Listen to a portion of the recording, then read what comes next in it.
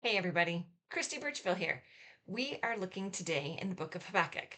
As we continue our journey through various books of the Bible, studying and understanding what God has to say through them, we've made our way to this tiny little book in the Old Testament from the prophet Habakkuk. Now, we're looking at chapter 1, verses 5 through 11 today. And what we're seeing in this is a dialogue back and forth between the prophet and God. The prophet comes to God and is asking questions. And we saw yesterday, and if you missed that, you can check out the link to the playlist in the description below. What we saw yesterday, Habakkuk's question was really, why?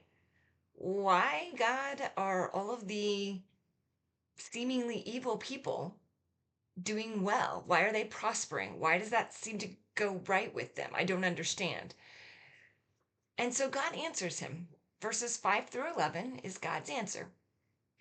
Now, from a historical standpoint, it's important to understand that in this time, the Assyrians had been the big powerhouse and they were just evil, not nice people, but they were starting to diminish, and the Babylonians were rising up as the powerhouse of the day, and they weren't much better. So they were still being evil, horrible, awful people to everyone around them, but you were seeing the Assyrians be conquered by the Babylonians. And Habakkuk's question of why is God allowing these evil nations to seem to prosper? Well, Habakkuk 1:5 says, look at the nations. And this is God speaking here to Habakkuk. Look at the nations and watch and be utterly amazed. For I'm going to do something in your days that you would not believe, even if you were told. Now, there's probably a whole lot of things that Habakkuk wouldn't have believed.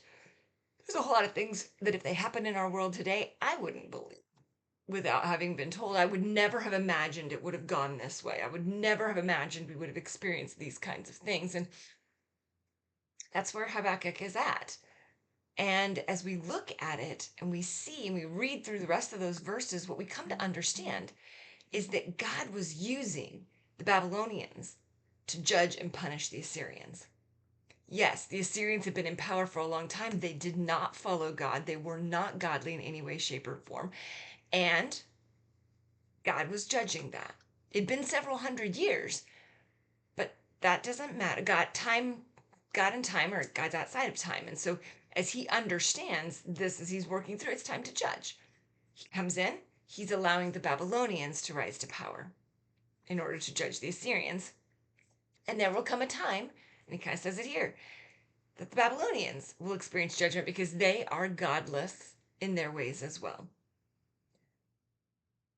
Here's the thing that we need to understand. We can ask God why, and we can say, hey, look, I don't understand. This is really crazy to me. But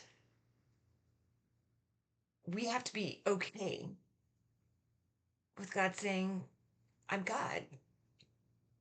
You aren't going to believe it. You aren't going to understand it.